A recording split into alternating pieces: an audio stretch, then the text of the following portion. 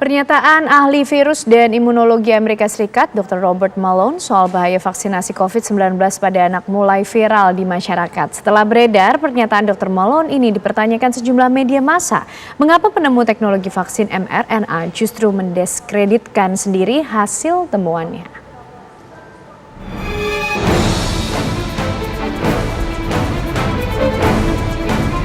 Sejak vaksin COVID-19 pada anak usia 6-11 tahun akhirnya sudah mulai diberikan, kini publik justru dikejutkan dengan beredarnya sebuah video soal bahaya vaksin pada anak.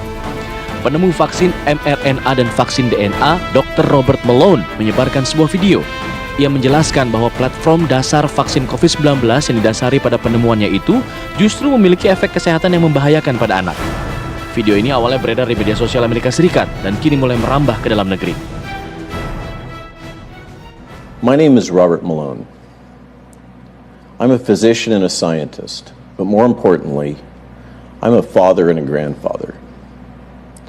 I don't usually read from a prepared speech, but this is so important that I wanted to make sure that I got every single word and fact, scientific fact, correct. Pernyataan Malone yang merupakan ilmuwan dan penemu vaksin mRNA ini pun sontak mengejutkan. Setelah beredar, pernyataan Dr. Malone ini dipertanyakan sejumlah media massa.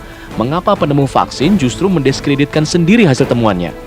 Bantahan juga datang dari beberapa artikel kesehatan di Amerika yang menyebutkan bahwa Lembaga Obat-obatan Amerika Serikat sudah menyetujui penggunaan vaksin untuk anak pada 29 Oktober 2021 lalu dan sudah dikonfirmasi keamanan dan efikasinya. Dr. Robert Wallace Malone adalah ahli virus dan imunologi Amerika.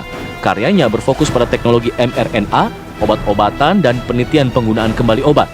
Selama pandemi ini, ia telah dikritik karena mempromosikan informasi yang dianggap salah tentang keamanan dan efektivitas vaksin COVID-19. Seperti apa sebenarnya hasil penelitian soal vaksinasi COVID-19 untuk anak? Kita akan membahasnya bersama dengan Ketua Ikatan Dokter Anak Indonesia, Dr. Piprim Basarah Yanuarso. Selamat siang, dokter. Apa kabar? Selamat siang, Mbak. Alhamdulillah baik. Ya, baik dan sehat, dokter. Tapi yang kemudian menjadi pertanyaan di masyarakat ini soal vaksin anak. Apakah pernah atau sudah ada pembahasannya, dokter, di komunitas dokter sendiri atau ID seputar penjelasan dari Dr. Malone tadi, dok? Ya, baik. Terima kasih. Jadi masalah safety untuk vaksin ini ya, saya kira tidak sembarangan sebuah negara atau bahkan banyak negara mengeluarkan izin untuk beredarnya beredarnya vaksin ya, untuk program vaksinasi massal di negaranya ya. Dan vaksin-vaksin ini kan bukan hal yang baru, sudah 200 tahun lebih ya. Vaksin-vaksin itu mulai dari vaksin yang cacar ya, yang diproduksi pertama, hingga vaksin-vaksin dengan platform yang baru yang sekarang ini. Dan safety-nya itu melalui banyak sekali penelitian-penelitian ya, mulai dari uji coba ke hewan, kemudian ke relawan dewasa, kemudian ke populasi dewasa, baru anak remaja, dan kemudian anak lebih kecil. Jadi saya kira seandainya ada sesuatu yang membahayakan, itu pasti sudah ditarik ya, di banyak negara. Ya. Ada beberapa vaksin yang ditarik dari peredarannya karena ada efek simpang yang dirasakan memang berbahaya. Nah, jadi pernyataan-pernyataan dari kelompok anti vaksin ini memang biasanya suka bikin heboh ya, di media, dan anehnya masyarakat kita memang lebih tertarik dengan statement-statement bombastis seperti ini ya. Jadi saya kira tidak benar apa yang dinyatakan, karena begini logikanya ya, virus COVID yang utuh ya, virus COVID utuh itu jika menulari anak yang sehat ya, itu sebagian besar 99% ya, dengan kekebalan alamiahnya anak itu bergejala ringan saja, ya. Hanya 1% anak yang terkena COVID berat, ya, terutama anak yang dengan komorbid.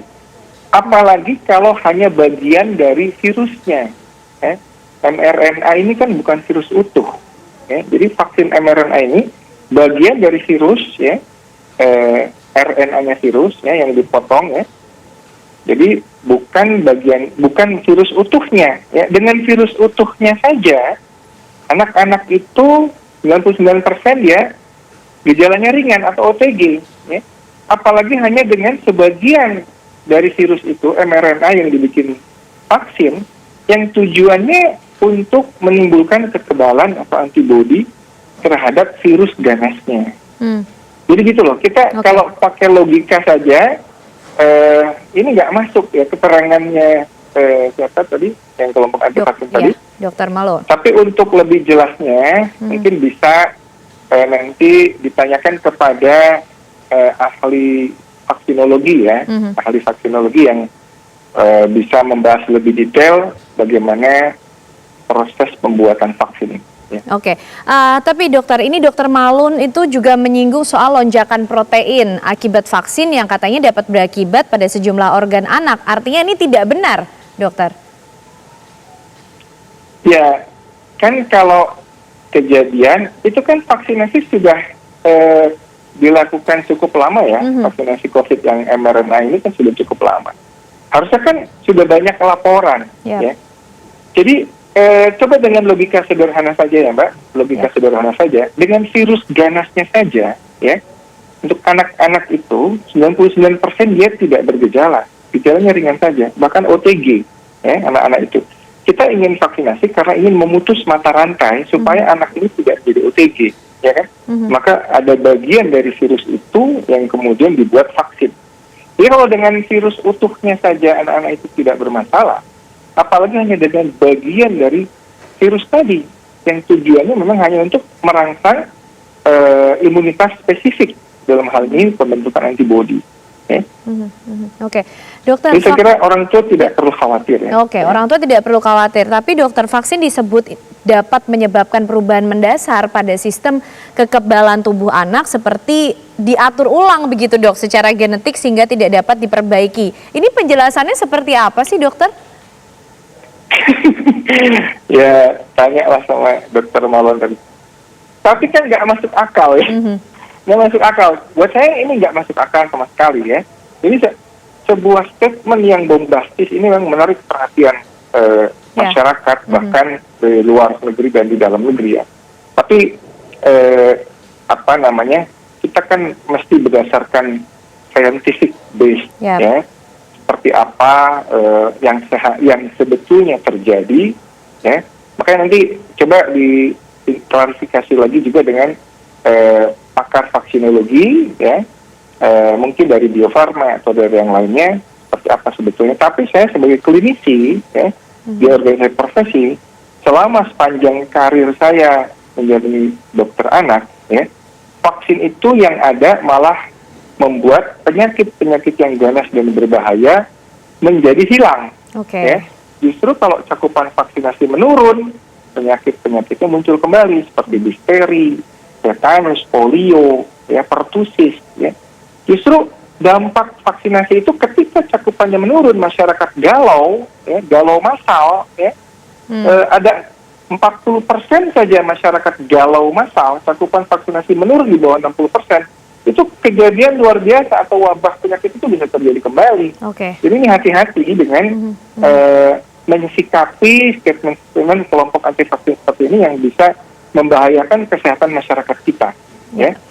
Nah, lalu himbauannya berarti dokter untuk masyarakat menyikapi pernyataan-pernyataan seperti ini yang mungkin belum juga bisa dipertanggungjawabkan sehingga tidak mempengaruhi sikap dan justru memberikan dampak negatif di tengah masyarakat, seperti apa dokter? Ya, yang pertama, cobalah lebih cerdas memilah informasi yang masuk ya. Jangan hanya sekedar ini ada dokter asing, dokter bule, produsen yang bikin ini begitu ya. Kemudian kita percaya mentah-mentah saja ya. Selalu mencari sumber informasi yang kompeten ya, yang kompeten. Dan lihatlah di lapangan seperti apa. Vaksinasi ini kan udah lama ya. Ini bukan hal baru gitu.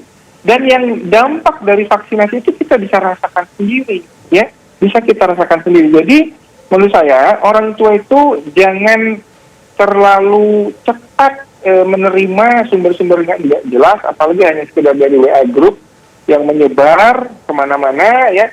Tapi cobalah gunakan logika, ya, dan kemudian cari informasi dari sumber-sumber yang kompeten dan bisa dipercaya. Ya, kalau untuk vaksinasi bolehlah lihat sumber dari Ikatan Dokter Anak Indonesia, ya, dari IDI, ya, kemudian juga dari lembaga-lembaga lain yang memang scientific based, ya, saya kira itu. Oke, baik, terima kasih Dr. Piprim Basarah Yanuarso, Ketua Ikatan Dokter Anak Indonesia, sudah berbagi penjelasannya bersama kami di Kabar Siang. Sehat selalu, Dok.